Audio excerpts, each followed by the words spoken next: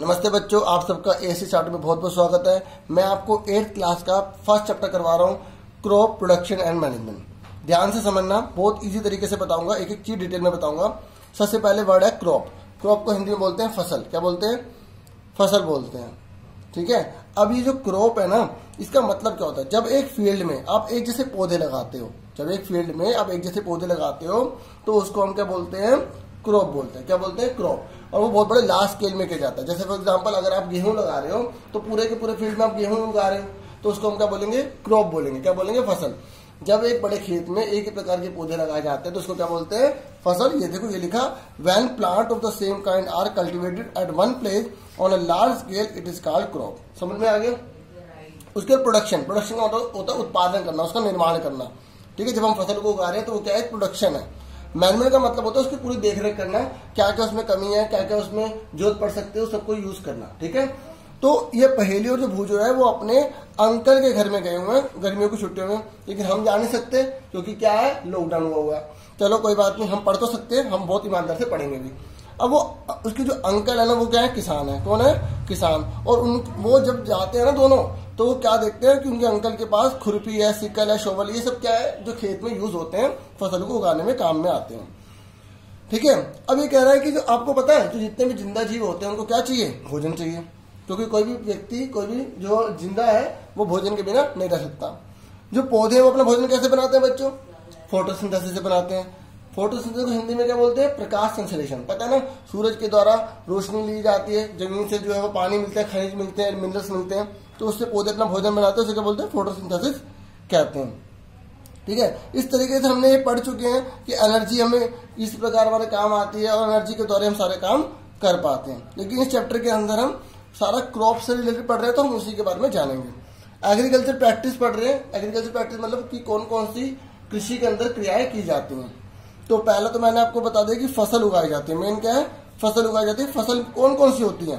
Crop कौन कौन सी होती है? एक होती है सीरियल। सीरियल का मतलब होता है जितनी भी अनाज वाली फसलें होती है ना, गेहूं हो गया, मक्का हो गया, बाजरा हो गया, वो सब सीरियल कहलाती है। वेजिटेबल्स तो आपको पता है सब्जियां होती हैं, और फ्रूट, ये भी सब क्या है? क्रॉप्स हैं। सब क्या है? क्रॉप्स हैं। ठीक है। और आपको पता है जो क्रॉप्स होती है सीजन में डिवाइड की जाते हैं। जैसे रबी की क्रॉप, खरीफ की क्रॉप। ठीक है। क्यों अलग अलग सीजन में अलग अलग जो क्रॉप्स है वो उगाई जाती है? क्योंकि अलग अलग जो क्रॉप होती है ना, उनके लिए अलग अलग टेम्परेचर चाहिए, अलग अलग ह्यूमिडिटी चाहिए, तापमान अलग अलग चाहिए। ठीक है। समझ आ रही है? ठीक है। इस तरीके से हमें अलग अलग चीजें चाहिए। जैसे कि आप देख सकते हो कि अभी क्या कट चुका है? गेहूं कट चुका है ना। तो इस तरीके से गेहूं को हम अक्टूबर नवंबर में बो देते हैं और अप्रैल के आसपास उसे काट लेते हैं। तो इस तरीके से हर फसल का अलग अलग टाइम पीरियड होता है। तो इस तरीके से फसल को जब उगाने के टाइम पे, मतलब मौसम के हिसाब से, उससे हम 3 प्रकार से डिवाइड कर सकते हैं। खरीफ की, एक रबी की और एक जायद की होती है। क्या होती है? जायद की। खरीफ क्रॉप जो है वो रेनी सीजन में हम उसे क्या करते हैं? बोते हैं। ठीक है। इसलिए इसे रेनी सीजन भी कहते हैं। अगर आपसे पूछे कि रेनी सीजन की फसल किसे कहा जाएगा? खरीफ को कहा जाएगा। क्या कहा जाएगा? खरीफ को। तो the rainy season in India is generally from June to September. Paddy, maize, soybean और ग्राउंडनट, ये सब उगाया जाता है। इस समय सब क्या लग रहा है? खरीफ की फसल लग रही है। ठीक है। चावल उगाया जा रहा है। क्या उगाया जा रहा है? सबसे अच्छा एग्जाम्पल क्या है? चावल। अब याद करने का तरीका सुन लो। देखो, खरीफ, खरीफ में कितने अक्षर है? 3। खरीफ, चावल, 3 अक्षर है ना। इस तरीके से एक एग्जांपल आप याद कर लो। क्योंकि देखो, अगर आप किसी का न्यूमेरिक बना लेते हो ना, किसी का लिंक बना लेते हो, तो उससे बहुत इजी हो जाता है। ठीक है। जैसे मक्का। ठीक है। तो इस तरीके से आपको याद हो जाएगा। ठीक है। अब आ जाओ रबी की क्रॉप। बाकी आपको और भी बड़ी एग्जाम्पल याद होने चाहिए, लेकिन मैंने थोड़ा सा याद करने का तरीका बता दिया। रबी की क्रॉप मैंने अभी आपको बता दिया कि अक्टूबर से लेकर मार्च के बीच में होती है। रबी का सबसे एग्जाम्पल क्या? रबी, 2 अक्षर आ रहे हैं, तो गेहूं 2 अक्षर आ रहे हैं। ठीक है। इस तरीके से बाकी और भी है इसके अंदर, मस्टर्ड है, पी है, ग्राम है। इस तरीके से मैंने आपको बता दिया खरीफ और रबी। इन दोनों के मौसम के बीच में जो उगाई जाती है ना बच्चों, उसको हम बोलते हैं जायद की। कौन सी? जायद की। जैसे आप तरबूज खा रहे होगे इस समय, ठीक है, खरबूजा खा रहे होगे, तो ये सारी की सारी जो फसलें होती हैं वो क्या कहलाती है? जायद की फसलें कहलाती है। अब ये कह रहे हैं कौन कौन सी क्रॉप के अंदर प्रैक्टिस की जाती है, क्रियाएं की जाती है। देखो, फसल को उगाने के लिए सबसे पहले मिट्टी को तैयार किया जाता है। किसको तैयार किया जाता है? Preparation of soil. Then sowing, उसके बाद बोया जाता है। क्या कहा जाता है? बोया। जब हम बीज बोते हैं ना, उसे सोइंग कहते हैं। फिर उसमें मैन्योर फर्टिलाइजर का यूज किया जाता है। उसके बाद फिर हम इरिगेशन करते हैं। फिर हम क्या करते हैं, इरिगेशन का मतलब पता है, पानी डालना है। देखो पहले के जो किसान थे ना, वो बारिश के पानी पर निर्भर थे, और आज भी बहुत सारे निर्भर है। ये हमारे देश में अभी बहुत बुरा हाल है, ठीक है। और अभी लेकिन काफी इंप्रूवमेंट आ रही है, लेकिन अभी बहुत टाइम लगेगा इसमें, ठीक है। तो इरिगेशन के अंदर जो है ना, जब हम आजकल हम क्या कर रहे हैं इरिगेशन में, हमारे पास ट्यूबवेल है, मोटर है। तो इरिगेशन मतलब क्या हुआ, टोटली पानी प्रोवाइड करना है खेतों को, क्योंकि खेतों को पानी जरूरी है, नहीं तो फसल सारी खराब हो जाएगी। उसके बाद है प्रोटेक्टिंग फ्रॉम वीड्स।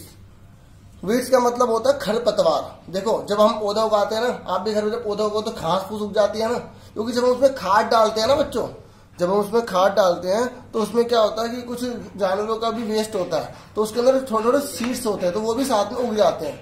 तो वो वेस्ट जो होता है ना, उसे वीड्स कहा जाता है, जो फालतू पौधे उग जाते हैं। Undesirable plants which grow with our crops, this is called weeds. समझ में आ गया। तो वीड्स उसे कहते हैं जो फालतू पौधे उग जाते हैं। उसके बाद उनको हम हटा देते हैं, उनको हटा देते हैं। हटाने को बोलते हैं वीडिसाइड्स। क्या करना, खरपतवार नाशी का प्रयोग करना, वीडिसाइड्स। उसके बाद हम हार्वेस्टिंग, पूरी फसल काट लेते हैं। उसके बाद हम स्टोर करके रख लेते हैं। ये मैंने आपको समरी बताया, अब लाइन में थोड़ा थोड़ा समझ लेते हैं। देखो बच्चों, मिट्टी को तैयार करना, मिट्टी को तैयार करने का सबसे पहला काम होता है, अगर हम फसल उगा रहे हैं, ठीक है बच्चों, प्रिपरेशन ऑफ सोयल समझ लो। सबसे पहले हम इसमें लूज करते हैं सोयल को, मिट्टी को ढीला किया जाता है। अगर आपको दिखाई नहीं दे रहा तो सुनाई दे रहा होगा, आप अपने बुक की हेल्प लेके देख देख के भी समझ सकते हो, ठीक है। लेकिन सुनना बहुत जरूरी है, अगर सुन लोगे तो चैप्टर इजीली समझ में आ जाएगा, ठीक है। तो लूजन ऑफ सोयल, सबसे पहले मिट्टी को ढीला किया जाता है। आपको पता है मिट्टी को ढीला करने के लिए अर्थवॉर्म का बहुत ज्यादा यूज किया जाता है। अर्थवॉर्म क्या करते हैं, जमीन के अंदर जाके ना उस मिट्टी को जो है बिल्कुल लूज कर देते हैं। क्या कर देते हैं, लूज कर देते हैं। तो अगर आपको मिट्टी को तैयार करना है तो सबसे पहले आपको मिट्टी को लूज करना पड़ेगा। इसलिए किसान क्या करता है, मिट्टी को उखाड़ता है बार बार, ठीक है। हल के द्वारा भी उखाड़ा जाता है इस तरीके से, और उसके अंदर केंचू का यूज किया जाता है, जिससे मिट्टी बहुत ज्यादा क्या हो जाए, लूज हो जाए। क्या हो जाए, लूज हो जाए, ठीक है। मिट्टी के अंदर बहुत सारे मिनरल्स होते हैं बच्चों, हवा पानी बहुत सारी होती है, तो अगर वो लूज होगी तो वो इजीली काम कर पाएगी, वर्क कर पाएगी, ठीक है। इसलिए हमें मिट्टी को लूज करना बहुत ज्यादा जरूरी होता है। और क्या किया जाता है मिट्टी को लूज करने के लिए, मिट्टी को लूज करने के लिए देखो हमें क्या किया जाता है, टिलिंग और प्लाइंग का यूज इस्तेमाल किया जाता है, ठीक है। ये देखो, द प्रोसेस ऑफ लूजनिंग और टर्निंग द सॉइल, जो मिट्टी को बार बार हम लूज करते हैं, उसको टर्न करते हैं, तो उसे टिलिंग भी कहा जाता है, ठीक है। प्लाइंग, ठीक है, प्लाइंग भी कहा जाता है। This is done by using the plough, बताया ना, हल से किया जाता है, मैंने भी इसके बारे में बताया। तो इस तरीके से मिट्टी के जो बड़े बड़े ढेले होते हैं ना, क्रम्स, उसको तोड़ा जाता है। क्या किया जाता है, तोड़ा जाता है। तो मिट्टी के बड़े बड़े ढेले जो होते हैं, ठीक है, उसको तोड़ा जाता है ताकि वो इजिली मिट्टी पूरी तरह से लूज हो जाए और पौधे की जो जड़ है वो इजिली अंदर चली जाए। तो इस तरीके से मैंने आपको बता दिया प्रिपरेशन ऑफ सोइल कैसे किया जाता है, मेन में पूरा बता रहा हूँ। उसके बाद देखो किसान जो है वो किस किस का प्रयोग करके मिट्टी को प्रिपेयर करता है, इसके बारे में थोड़ा और डिटेल में दे रखा है। जैसे प्लाव, प्लाव से में क्या किया जाता है, आपको मैंने बता दिया कि जब हम मिट्टी को ढीला करते हैं, टिलिंग कहते हैं। क्या कहते हैं, टिलिंग कहते हैं। तो जब वो मिट्टी को ढीला करता है ना, तो उसके साथ साथ प्लाव की मदद से वो क्या करता है, उसके अंदर फर्टिलाइजर भी डाल देता है। क्या डाल देता है, मिट्टी के अंदर फर्टिलाइजर डाल देता है, ताकि मिट्टी में जो उर्वर ताकत है ना, उसकी जो प्रोडक्टिविटी है वो ज्यादा बढ़ जाए, उसकी प्रोडक्टिविटी ज्यादा बढ़ जाए। उसके अंदर में एक्सप्लेनेशन दे रखा है कि प्लाव होता क्या है, उसके अंदर क्या क्या खास बात होती है। जैसे स्ट्रॉन्ग लिखा है, ट्रिएंगुलर होता है, आयरन स्ट्रिप होती है उसके अंदर, ठीक है, जिसे हम प्लाव शेयर कहते हैं, ठीक है। ये तो आप खुद भी पढ़ सकते हो। उसके बाद हो क्या है बच्चों, ये भी एक सिंपल टूल होता है जिसका प्रयोग हम वीड्स को अलग करने के लिए करते हैं, ठीक है, और मिट्टी को ढीला करने के लिए करते हैं। वीड्स मैंने आपको बताया था ना, अभी जब मैं समरी बता रहा था तो मैंने आपको बताया था वीड्स का मतलब होता है जो अवांछित पौधे उग जाते हैं, अनडिजायरेबल जो प्लांट ग्रो हो जाते हैं, उसको हम क्या बोलते हैं बच्चों, वीड कहते हैं। तो वीड को हटाने के लिए और मिट्टी को ढीला करने के लिए हो का प्रयोग किया जाता है, ठीक है। समझ में आ गया आपको। ये देखो आप पिक्चर देख सकते हो, ये मॉडर्न जमाने का है, ठीक है, जो ये मॉडर्न जमाने का, आप ध्यान से देख सकते हो, दिख रहा है आपको इस तरीके से। और ये है ना, ये दिख रहा है आपको, है ना, ये देखो। और जो प्लाव था पहले के जमाने में इसका इस्तेमाल किया जाता था, अब ज्यादातर जो बड़े बड़े जो किसान हैं वो इसी का इस्तेमाल कर रहे हैं, ठीक है, इसका इस्तेमाल कर रहे हैं। उसके बाद कल्टीवेटर, ये कह रहे हैं, अब देखो now day प्लाइंग is done by, अब जो प्लाइंग का जो इस्तेमाल है बड़े बड़े ट्रैक्टर के द्वारा किया जा रहा है, ठीक है, जिससे कि देखो ये रहा ट्रैक्टर, है ना। तो इस तरीके से इससे बहुत ज्यादा लेबर भी बच गया और टाइम भी बच गया, ठीक है। ये मैंने आपको पहला स्टेप पूरा क्लियर कर दिया। उसके बाद सोइंग मतलब होता है बीज बोना। क्या होता है, बीज बोना। ये कह रहा है कि सोइंग जो है बहुत इंपॉर्टेंट पार्ट होता है फसल का, और एक बात और सुन लो, ये बहुत बड़ी बात है कि आपको बोने से पहले किस बात को ध्यान में रखना है। ठीक है, ये देखो, बोने से पहले आपको किस बात को ध्यान रखना है। ठीक है बच्चों, अब सोइंग करने से पहले किस बात को ध्यान रखना होता है, कह रहा है सबसे पहले आप ये बात याद रखना कि आपका जो सीड है ना वो गुड क्वालिटी का होना चाहिए। मान लो आपने सीड देखा नहीं, आपने घटिया सीड लगा दी, जमीन के अंदर डाल दिए, तो सब कुछ क्या होगा, उगने वाला कुछ, तो आपको सारी मेहनत बेकार चलेगी ना। ये कह रहा है बोने से पहले आपको ये देख लेना चाहिए कि आपका बीज बहुत अच्छी क्वालिटी का होना चाहिए। ठीक है, समझ में आ गई, इस बात को जरूर ध्यान में रखना। ठीक है, उसके बाद कह रहा है are there seed which float on water. अब कैसे चेक करोगे कि आपका बीज बढ़िया या घटिया, ये कह रहा है आप क्या करो, अगर अपने बीजों को ना पानी में डाल दो, किसमें डाल दो, पानी में। अगर वो फ्लोट हो रहा है, क्या हो रहा है, फ्लोट हो रहा है, तो इसका मतलब वो खराब है। क्या है वो, खराब, क्योंकि अंदर से वो खोखला है। क्या है, खोखला है। समझ में आ गई, बीज को चेक करने का तरीका समझ में आ गया। अगर 4 ऑप्शन आ जाए या 2 ऑप्शन आ जाए तो टिक करके बता दोगे ना कि बीज आपका खराब है या बढ़िया है, तो पानी में फ्लोट होगा या सिंक होगा, बताओ। तो वो अगर खराब होगा तो वो फ्लोट होगा, अगर वो बढ़िया है तो वो सिंक हो जाएगा। तो ये बात बहुत नोट करने वाली है। अब कह रहे बोने के कौन कौन से तरीके होते हैं, तो 2 तरीके होते हैं, 2 टाइप होते हैं, एक ट्रेडिशनल और एक आज का मॉडर्न। तो ट्रेडिशनल में क्या करते हैं बच्चों, ट्रेडिशनल में आप देख सकते हो बैलों का इस्तेमाल किया जाता था। ये पिक्चर में आप देख सकते हैं, पिक्चर देखो, पिक्चर से क्या होता है, माइंड में याद रहता है। तो पिक्चर बड़ी इंपॉर्टेंट होती है, याद रखने में बड़ी हेल्प करती है। तो ये देखो किस तरीके से एक इन्होंने कुप्पी ले रखी है, फैनल ले रखी है और उसमें वो किस तरीके से बीजों को डाल रहे हैं पाइप के द्वारा और बीज अंदर जाते जा रहे हैं। इस तरीके से ये पुराना तरीका था। दूसरा तरीका ये वाला आप ध्यान से देख सकते हो, सीड ड्रिल का दे रखा है। इसने बोला नाउ डे सीड ड्रिल का बहुत ज्यादा यूज किया जाता है, जो अमीर किसान है वो इसी का प्रयोग करते हैं, लेकिन गरीब किसान आज भी इसका प्रयोग करने पर मजबूर हुए हैं। क्या करेंगे, ठीक है, मजबूरी है। तो इस तरीके से सीड ड्रिल मशीन का प्रयोग किया जाता है। इसमें काफी, एक पता है इसकी खास बात क्या है, एक तो बहुत बड़े मशीन है, तो ये काफी गहराई से जो है ना मशीन जो है मिट्टी को खोदती है और इजीली जो है वो बीज जो है वो आराम से जमीन में चले जाता है और हाइड भी हो जाता है। देखो मिट्टी वो पलट भी जाती है, तो इसलिए पक्षियों से, ठीक है, और जो पक्षी हैं जो उनसे बच जाती है हमारे जो बीज होते हैं, सीड्स होते हैं। अब उसके बाद क्वेश्चन ये है कि मैन्योर और फर्टिलाइजर क्या होता है। अब देखो भाई, फसल उगाने के लिए मैन्योर और फर्टिलाइजर का प्रयोग किया जाता है। देखो मैन्योर जो है ऑर्गेनिक है और जो फर्टिलाइजर वो इनऑर्गेनिक है। मैन्योर को हिंदी में खाद बोलते हैं और फर्टिलाइजर को जो हम उर्वरक बोलते हैं। क्या बोलते हैं, उर्वरक।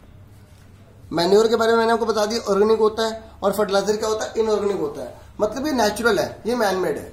ठीक है, ये मैन्योर की खास बात यह है कि ये पर्यावरण को नुकसान नहीं पहुंचाता, हमारे जो एनवायरमेंट होता है ना उसको डैमेज नहीं करता, जबकि फर्टिलाइजर हमारे एनवायरमेंट को डैमेज करता है, उसे बहुत ज्यादा हार्म पहुंचाता है। मैन्योर की खास बात यह है कि ये जो फसल को उगाता है ना बहुत धीरे धीरे उगाता है, स्लोली वर्क करता है, जबकि फर्टिलाइजर जो बहुत तेजी से फसल को उगा देता है। ठीक है, अभी आपको डिसाइड करना है कि आप मैन्योर का यूज करना चाहोगे फर्टिलाइजर का, लेकिन किसान फर्टिलाइजर का भी यूज कर रहे हैं क्योंकि उन्हें जल्दी से जल्दी फसल को उत्पादन करना। और दूसरी बात, हमारे देश में ना पॉपुलेशन का बहुत ज्यादा बर्डन है, तो इसलिए हमें फसल ज्यादा चाहिए, नहीं तो लोगों को भोजन नहीं मिल पाएगा, तो इसलिए हम फर्टिलाइजर का यूज कर रहे हैं। लेकिन हमें प्रिकॉशन का पूरा ध्यान रखना चाहिए। ऑर्गेनिक फार्मिंग सबसे अच्छी मानी जाती है। ऑर्गेनिक का मतलब होता है जो हम नेचुरल जो है ना पेड़ पौधे, उनके जो सड़े गले पदार्थ हैं उसका प्रयोग करके जब हम फसल को उगा रहे हैं, तो वो बहुत ज्यादा जरूरी है। तो समझ आ गया मैन्योर फर्टिलाइजर क्या है। अगर आपसे पूछे कि मैन्योर अच्छी क्यों है, तो आप ये बता देना कि पर्यावरण को नुकसान नहीं पहुंचाती है, it doesn't harm the environment, it is organic, ठीक है, इट इज इजिली अवेलेबल। ये इजिली अवेलेबल भी होती है मैन्योर, क्योंकि पशुओं को जो सड़ा गला पदार्थ होता है, गोबर होता है, तो आराम से मिल जाता है, डंग वगैरह। फर्टिलाइजर जो है वो कॉस्टली होता है, महंगा होता है, गरीब लोग उसका प्रयोग नहीं कर पाते। इस तरीके से आप फर्टिलाइजर के नुकसान बता देना, क्योंकि अगर आपसे पूछेगा फर्टिलाइजर के फायदे बताओ तो फर्टिलाइजर के फायदे बताने पड़ेंगे। अगर आपसे मैन्योर के पूछेगा तो ज्यादातर क्वेश्चन यही वाला आता है, और ये भी आता है डिफरेंस दोनों में क्या है। ठीक है, यहां तक क्लियर हो गया होगा आपको। ठीक है, इसमें और ज्यादा उसके बाद देखो कौन कौन से फर्टिलाइजर होते हैं। ये बहुत इंपॉर्टेंट क्वेश्चन है, ये एग्जाम में बहुत बार आ चुका है। एनपीके की फुल फॉर्म क्या है, नाइट्रोजन, फास्फोरस, पोटेशियम। ठीक है, फर्टिलाइजर जो होते हैं देखो लिखा भी हुआ है, फर्टिलाइजर जो है ये लिखा दिख रहा होगा आपको। फर्टिलाइजर जो है आर केमिकल्स होते हैं which are rich in a particular nutrient. ठीक है, जिसके अंदर न्यूट्रिएंट बहुत ज्यादा होता है। How are they different from manure, ये लिखा है ना, मैन्योर से कैसे डिफरेंट है, मैंने अभी आपको क्लियर कर दिया कि मैन्योर और फर्टिलाइजर में क्या डिफरेंट होता है। फर्टिलाइजर को हिंदी में उर्वरक बोलते हैं, मैन्योर को हिंदी में खाद बोलते हैं। Fertiliser are the produce in factory. देखो फर्टिलाइजर की एक और डिफरेंट आ गया, फर्टिलाइजर जो फैक्ट्री में तैयार किया जाता है, ठीक है, जबकि मैन्योर जो है वो आप घर में भी तैयार कर सकते हो। ठीक है, सम एग्जाम्पल फर्टिलाइजर के, ये मोस्ट क्वेश्चन एग्जाम में बहुत बार पूछा जाता है कि फर्टिलाइजर के कुछ एग्जाम्पल दीजिए, तो यूरिया, अमोनियम सल्फेट पूरे इकट्ठा है, ठीक है। और सुपर फॉस्फेट, पोटाश, एनपीके की तो फुल फॉर्म बहुत बार एग्जाम में आ चुकी है, तो इसे अच्छे से याद कर लेना। Nitrogen, phosphorus, potassium. ये क्या फर्टिलाइजर जो होता है वो हेल्प करता है फार्मर को, बहुत अच्छे फसल को उगाने में मदद करता है। तो वीट में, पैडी में, मेज में इसका बहुत ज्यादा यूज किया जाता है, ठीक है। इसमें इतना बहुत है। उसके बाद ये है कि आप मैन्योर, देखो ये भी है, the use of manure improve the soil texture. देखो मैन्योर की खास बात क्या है, वो मिट्टी की ताकत को बढ़ाती है। क्या करती है? मिट्टी की ताकत को बढ़ाती है। और पानी को सोखने की और उसको रखने की क्षमता होती है ना, मैन्योर से ज्यादा अच्छी होती है। समझ लो, मतलब मैन्योर जो है वो मिट्टी के अंदर पानी को रख पाती है ज्यादा। और इसका एक और बेनिफिट है कि मिट्टी में न्यूट्रिशन बने रहते हैं, न्यूट्रिएंट बने रहते हैं। उसके बाद कह रहा है कि अब replenishing soil with nutrition is all the crop rotation. हम क्या कर सकते हैं, अगर मिट्टी की ताकत को बढ़ाना है, अगर आप चाहते हो कि मिट्टी की आपकी ताकत बनी रहे, तो आप क्या करोगे, क्रॉप रोटेशन का भी प्रयोग कर सकते हो। किसका प्रयोग कर सकते हो? क्रॉप रोटेशन का प्रयोग कर सकते हो। देखो बच्चों, आपको पता है नाइट्रोजन जो है हम डायरेक्ट नहीं ले सकते, तो प्रकृति के अंदर जो है ना राइजोबियम जो है ना वो, ठीक है, नाइट्रोजन हम डायरेक्ट नहीं ले सकते, तो प्रकृति में राइजोबियम नाम के बैक्टीरिया होते हैं जो नाइट्रोजन को जो है ना एब्जॉर्ब करते हैं, उसके बाद उसे नाइट्रेट और नाइट्रेट्स में बदल देते हैं, ठीक है। तो उसके बाद पौधों ने यूज करते हैं, फिर हम उन पौधों को खाते हैं, तो हमारे अंदर नाइट्रोजन आता है। मतलब हम नाइट्रोजन को डायरेक्ट यूज नहीं कर पाते हैं, ठीक है। और इस तरीके लिखा था प्रीवियस क्लास में, आपने पढ़ा भी होगा राइजोबियम के बारे में। ये वो बैक्टीरिया होते हैं जो क्या करते हैं, कहाँ पाए जाते हैं, ये मोस्ट बड़ा क्वेश्चन है। मोस्ट बड़ा क्वेश्चन है कि जो लेगुमिनस जो प्लांट होते हैं ना, उनमें उनकी जड़ों में पाए जाते हैं राइजोबियम बैक्टीरिया। ये क्या करते हैं, जो नाइट्रोजन होती है उसको नाइट्रेट और नाइट्रेट्स में बदलने का काम करते हैं। तो ये राइजोबियम वहां आते हैं, तो फिर वहां से हम क्या करते हैं, इसका इस्तेमाल दूसरी फसलों में कर लेते हैं, ठीक है। तो अगर आपसे ये पूछे कि राइजोबियम बैक्टीरिया कहाँ पाए जाते हैं, तो आप क्या बोलोगे, root of the leguminous plant में पाए जाते हैं। कहाँ पाए जाते हैं? Root of the leguminous plant में, ठीक है। समझ में आ गया? तो अगर आपसे पूछे कि जो लेगुमिनस प्लांट है उसके एग्जांपल दो, तो आप क्या बोलोगे, पी, मटर का पौधा, कौन सा, और ग्राम, पी एंड ग्राम, ठीक है। उसके बाद आ जाओ फर्टिलाइजर और मैन्योर में क्या डिफरेंट है। तो अभी मैंने आपको पूरा क्लियर कर दिया था, फिर भी सुन लो, बहुत अच्छा दे रखा है। फर्टिलाइजर जो मैनमेड होता है, ठीक है, और मैंने बताया था इनऑर्गेनिक होता है, क्योंकि मैनमेड है इनऑर्गेनिक होगा। और जो है वो क्या है, नेचुरल है। क्या है? ऑर्गेनिक है। क्या है? ऑर्गेनिक है, ठीक है। डंग से, जो गोबर, डंग को बोलते हैं गोबर, तो उससे बनाया जाता है। फर्टिलाइजर जो है वो फैक्ट्री में तैयार किया जाता है, लिखा है ना, जो कि जो मैन्योर है वो फील्ड में तैयार किया जाता है। हो गया ना, दो डिफरेंट। उसके बाद फर्टिलाइजर जो है वो किसी प्रकार का ह्यूमस नहीं देता मिट्टी को। क्या नहीं देता? ह्यूमस नहीं देता, क्योंकि मैन्योर जो है मिट्टी को ह्यूमस भी प्रोवाइड करता है। क्या करता है? ह्यूमस प्रोवाइड करता है, ठीक है। फर्टिलाइजर जो है वो बहुत रिच है, किसमें?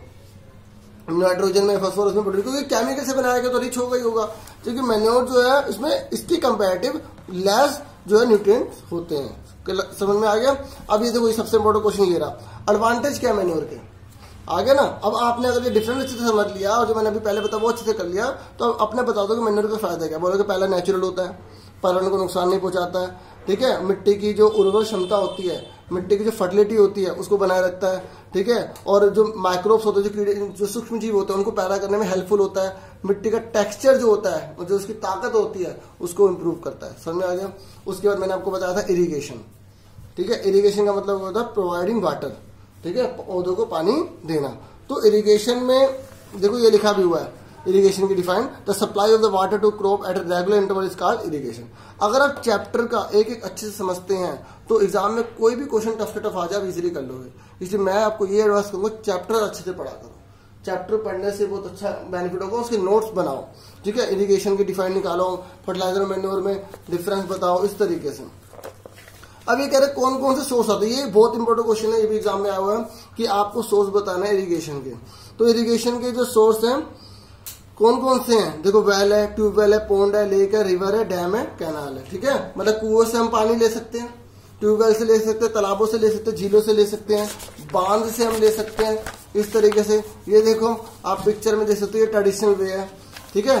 तो ऐसे इरिगेशन के दो तरीके थे, ट्रेडिशनल मतलब पुराने जमाने में, और मॉडर्न मतलब आज के जमाने में। लेकिन आज के जमाने में भी हम ट्रेडिशनल यूज कर रहे हैं। बहुत से किसान क्या करें, मजबूरी है, गरीबी है, ठीक है, और हमें इसे इम्प्रूवमेंट करने की बहुत ज्यादा जरूरत है। इसलिए एजुकेशन एक ऐसा वे होता है जिससे हम चेंज ला सकते हैं। तो आप बहुत पढ़ो ताकि आप चेंज लाओ, ठीक है, तो समाज के लिए बहुत काम करो। तो ट्रेडिशनल मेथड ऑफ इरिगेशन, तो the water available in the well lakes and canal. पहले के जमाने में कुओं से पानी निकाला जाता था, झीलों से पानी निकाला जाता था, और जो है नहरें बना के निकाले। नहर पता किसी कहते हैं, जब एक नदी जा रही होती है ना तो उसको हम आर्टिफिशियल वहां पे इस प्रकार का गड्ढा बनाते हैं ताकि पानी फ्लो हो जाए।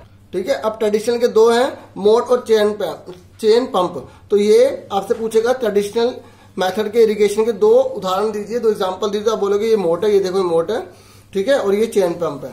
देखो इस तरीके से इसे ऊंचाई पे बनाया जाता है, ये ऊंचाई पे बनाया जाता है, यहाँ पानी डालेगा तो अपने खेतों में पहुंचेगा, बहुत मेहनत करनी पड़ती थी।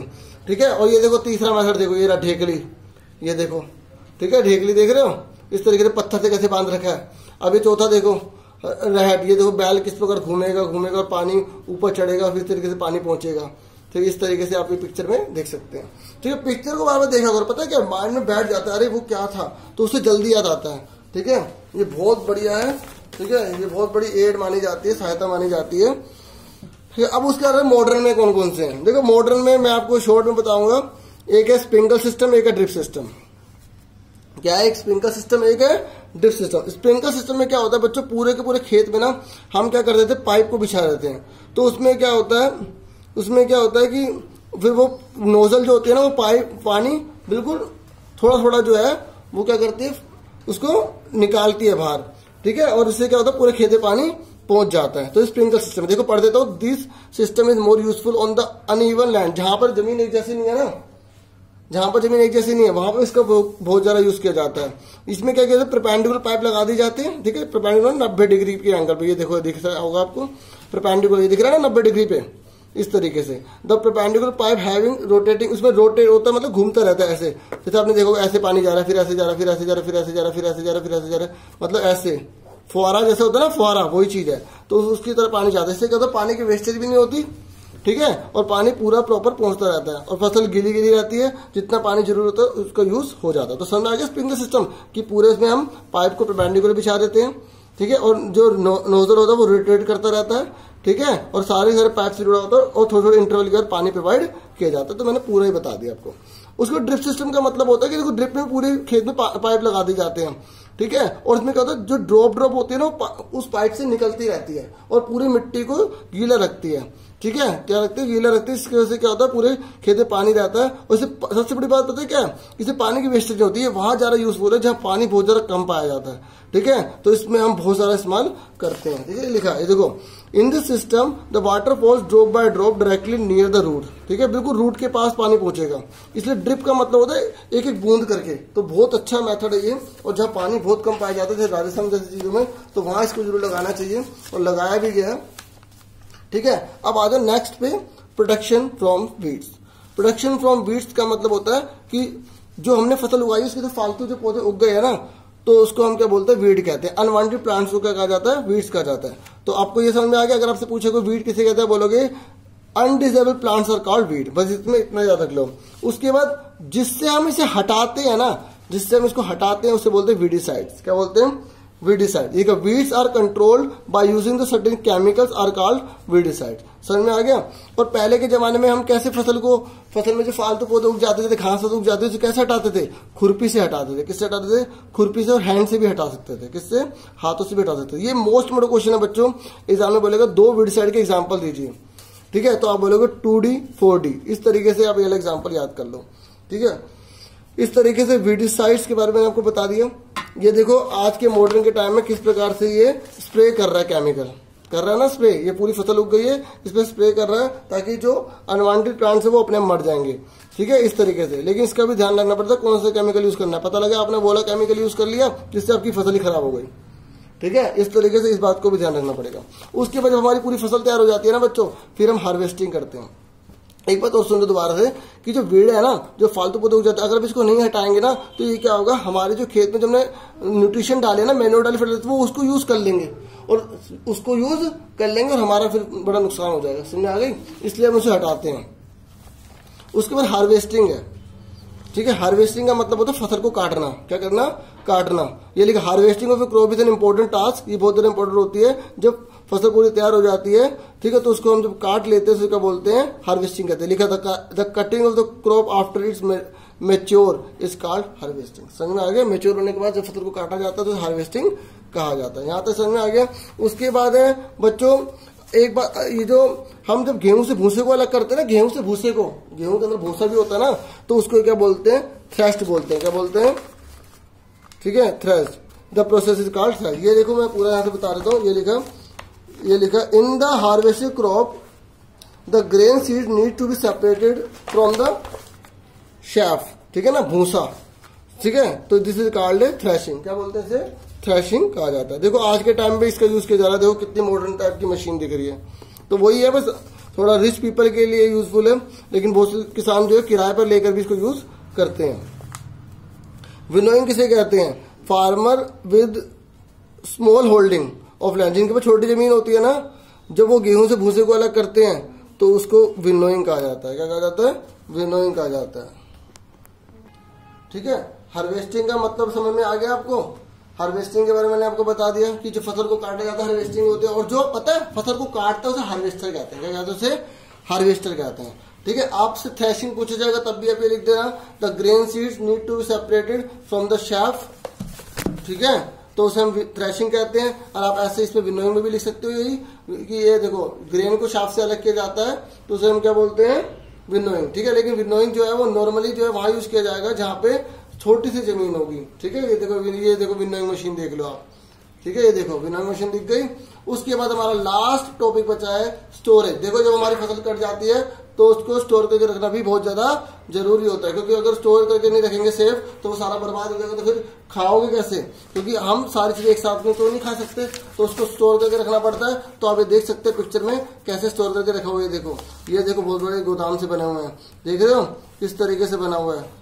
तो ये सारे के सारे स्टोरेज है, क्या है, स्टोरेज है, ठीक है। Farmer store grains in jute bag, देखो जूट के बैग में स्टोर किया जाता है, ये आजकल मेटेलिक भी आ रहे हैं, ठीक है। However large scale storage of the grain, जब हम बहुत बड़ी मात्रा में अगर किसी ग्रेन को सेव करके रखते हैं, स्टोर करके रखते हैं, तो सिलोस कहते हैं। ये देखो ये रहा सिलोस, ध्यान से देखो, पिक्चर देखोगे तो पिक्चर से याद रहेगा, इसलिए पिक्चर जरूर देखा करो, ठीक है।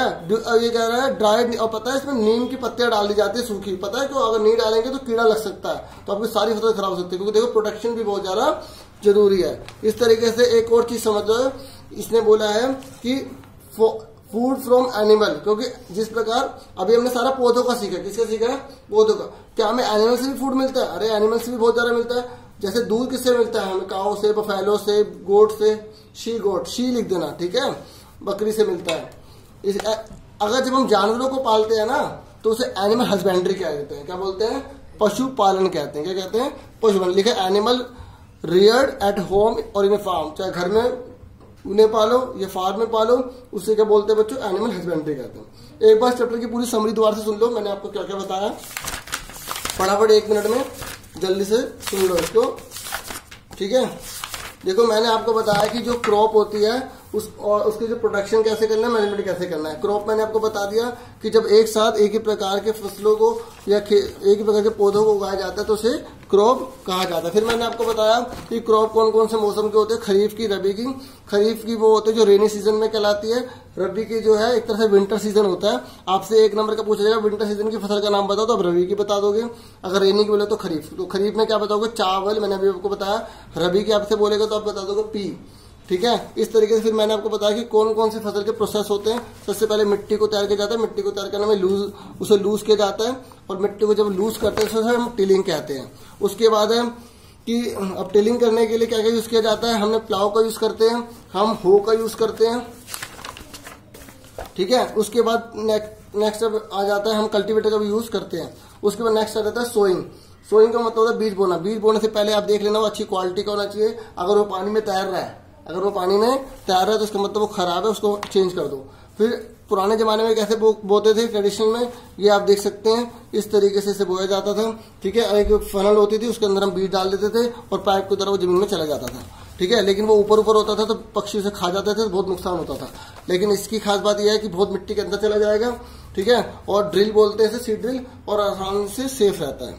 उसके बाद मैन्योर और फर्टिलाइजर बताया। मैन्योर नेचुरल होता है, फर्टिलाइजर मैनमेड होता है। ये ऑर्गेनिक होता है, ये इनऑर्गेनिक होता है, पर्यावरण को नुकसान नहीं पहुंचाता, पर्यावरण को नुकसान पहुंचाता है, एनवायरमेंट को नुकसान पहुंचाता है, ठीक है। उसके बाद मैंने आपको मैन्योर के फायदे भी गिनवाए थे कि मिट्टी में पानी को रोकने की क्षमता इसमें बनी रहती है, न्यूट्रिशन बने रहते हैं, मिट्टी में ह्यूमस की मात्रा अच्छी बनी रहती है। उसके बाद मैंने आपको इरिगेशन बताया, पानी देने के प्रोसेस को इरिगेशन कहा जाता है। इरिगेशन के अंदर हम कुओं का इस्तेमाल करते हैं, पोंड का करते हैं, पुराने जमाने में इसका इस्तेमाल ज्यादा किया जाता था। देखो 4 तरीके पुराने मोट है, ये हम मोट ध्यान रख लीजिए, मोट दे रखा है। उसके बाद आप देख सकते हैं चेन वाला है, ठीक है। उसके बाद आप देखो ढेकली है, उसके बाद हमें राहत दे रखी है, ठीक है, इसे राहत भी कहा जाता है। उसके बाद मॉडर्न जमाने में स्प्रिंकलर सिस्टम है, इसमें फुहारे की तरह पानी रोटेट के घूमता रहता है, ठीक है, ऐसे जा रहा है, ऐसे जा रहा है, ऐसे जा रहा है। और दूसरा है डिप सिस्टम। सबसे बड़ा फायदा इनका यह है जहां पानी की बहुत ज्यादा कमी है वहां पे इसका इस्तेमाल किया जा सकता है। उसके बाद मैंने आपको बताया वीड के बारे में, जो अनवांटेड प्लांट्स होते हैं जो उग जाते हैं उसे हम वीड कहते हैं। क्या कहते हैं?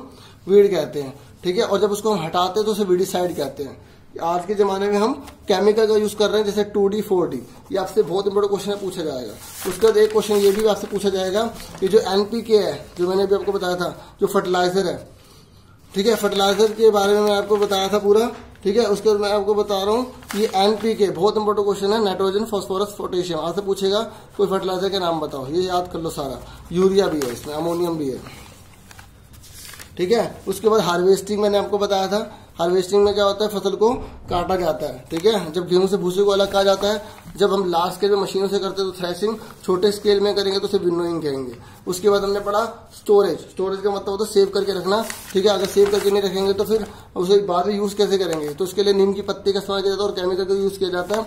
जब हम बहुत बड़ी मात्रा में करते हैं तो उसको हम बोलते हैं सिलोस, ठीक है। और वैसे छोटे गोदाम भी ये होते हैं। उसके बाद मैंने आपको बताया पशुओं का पालन, एनिमल हस्बेंड्री, ठीक है। जब पशुओं को पालते हैं, क्यों पालते हैं? क्योंकि हमें फूड चाहिए, दूध चाहिए, मिल्क चाहिए।